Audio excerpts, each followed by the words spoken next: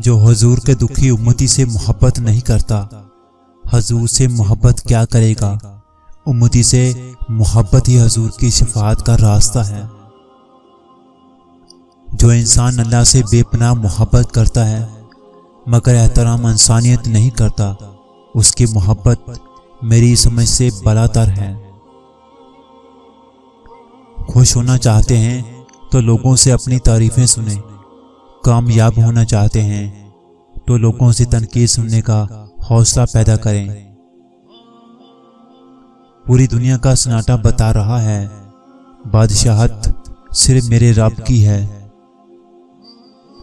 جن لوگوں نے زندگی میں کچھ کرنا ہوتا ہے وہ اس کے لیے طریقے تلاش کرتے ہیں، جنہوں نے نہیں کرنا ہوتا وہ اس کے لیے بہانے تلاش کرتے ہیں۔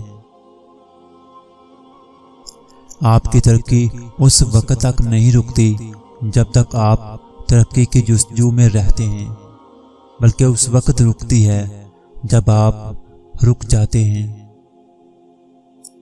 مسلمانوں کے زوال کی وجہ عبادت میں کمی نہیں بلکہ دنیاوی معاملات میں بے ایمانی اور اسلام کو عبادت تک محدود کرنا ہے۔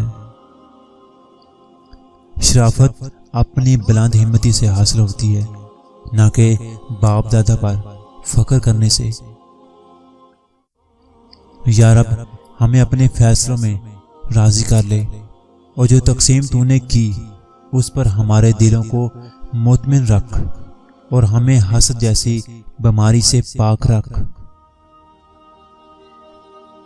ہم اس کام کے لیے محنت کرتے ہیں جس کی ذمہ داری اللہ نے خود لی ہے، مگر جو کام ہمارے ذمہ لگایا ہے وہ ہم کرتے نہیں۔ راستے مشکل ہی سہی، مگر مجھے میرے اللہ پر یقین ہے۔